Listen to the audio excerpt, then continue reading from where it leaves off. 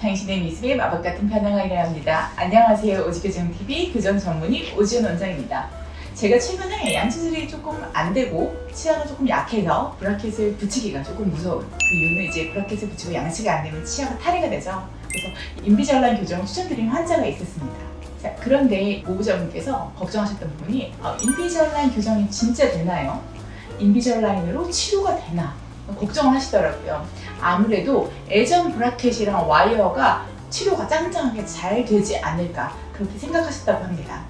일단 브라켓은 우리가 전통적인 방법이고 사실 저처럼 어느 정도의 경력이 있는 교정 원장들이 가장 선호하는 방식이기도 합니다.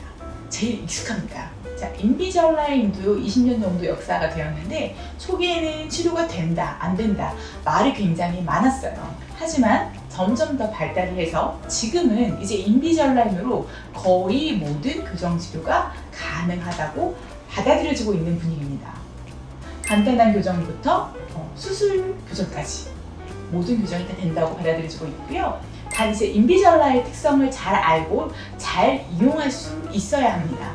그리고 부분 브라켓 장치를 추가로 붙이거나 아니면 나사를 이용하기도 합니다. 이런 식으로 예전 방식과 새로 나온 인비절라인을 합쳐서 최대의 효과를 내는 거죠.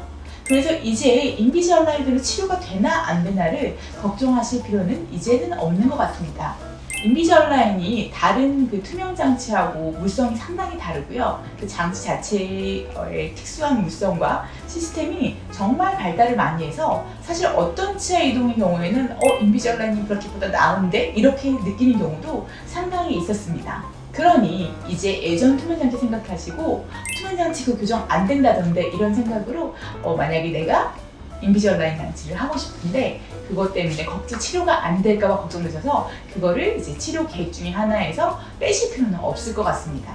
그렇다면 이제 인비절라인이 이제 어떤 사람한테 좋은지, 자, 지금 나한테 뭐가 중요한가를 생각해 보시면 될 것 같은데요. 만약에 장치가 안 보이는 게 중요하신 분들 같은 경우, 이 장치 같은 경우에는 인비절라인 장치는 빼고 나면 치아에 남아있는 게 레진 소량밖에 없으므로 브라켓 자체가 안 보입니다. 그래서 이런 분들한테도 효과적이고요.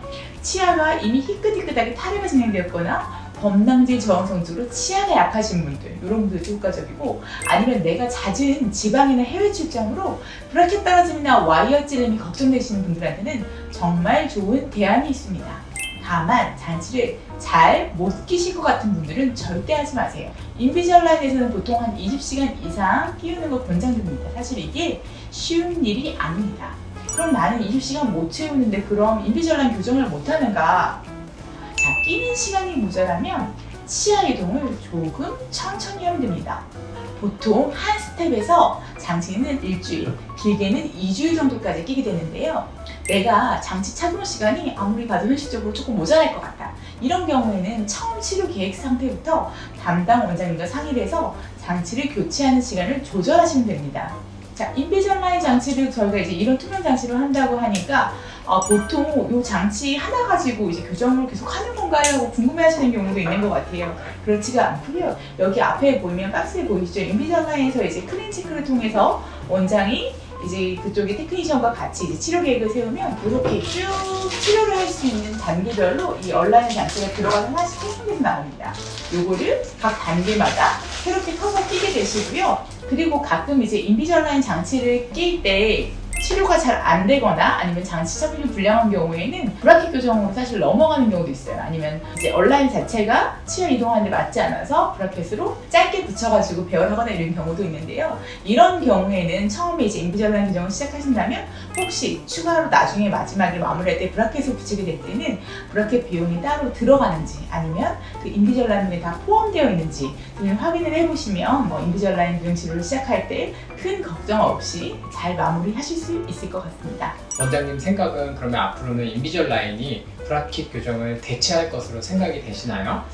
제 생각에는 이제 우리가 처음에 지금 요즘에 전기차 나왔을 때 이제 전기차가 가진 단점도 있고 사실은 휘발유차가 대세지만 점차 전기차로 넘어가는 그런 분위기잖아요. 그러니까 사실 인비절라인도 사실 인비절라인 치료가 잘 되는지 안 되는지 비교하는 기준이 지금까지 우리가 쭉 써왔던 브라켓입니다. 근데 이제 이게 점점 따라잡으면 결국에는 사실은 인비절라인 자체가 안 붙이고 안 보이는 장점이 너무나 크기 때문에 나중에 브라켓을 대체하지 않을까 생각이 들긴 합니다. 우리가 처음에 지금 거의 대부분의 치과에서 쓰고 있는 자가결제 장치라서 클립핏이나 데이머 이렇게 똑딱이 장치들도 처음에 나왔을 때는 브라켓에다가 와이어를 넣고 하나씩 물과의 힘을 받는데 이렇게 똑딱이 장치가 무슨 와이어에 뭐 힘을 발휘를 하나 이렇게 의심을 하던 시절이 있었습니다. 하지만 지금은 거의 대부분의 의사들이 자가결제 장치를 쓰고 있거든요. 그런 것처럼 제 생각에는 인비절라인이 향후에는 브라켓을 거의 대체하지 않을까 이렇게 예상되고 있습니다.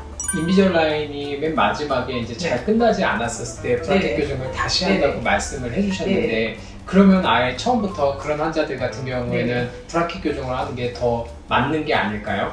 다시 하는 건 아니고요. 마무리를 하는 거죠. 예를 들어서 총 치료 기간이 한 2년이다 그러면 내가 뭐 1년 한 8개월 정도는 장치 부착 없이 인비절라인 잘 치료가 됐고 마무리 시에 뭐 한두 달 잠깐 짧게 브라켓 붙여서 마무리를 할 수 있다면 사실은 한 80% 이상의 시기를 갖다가 브라켓을 붙이지 않고 지냈기 때문에 이제 브라켓을 붙였을 때 생길 수 있는 뭐 탈이라든지 충치라든지 이런 위험성이 굉장히 줄어든 채 보냈거든요. 그거 자체만으로 큰 장점을 생각합니다. 물론 이제 인비절라인으로 시작을 했으면 그대로 끝내는 게 제일 베스트지만 이 교합을 맞추기 위해서는 인비절라인 너무 오래 걸릴 것 같다 이런 경우에는 짧게 붙이는 것을 이제 원장님들이 권해드리기도 합니다.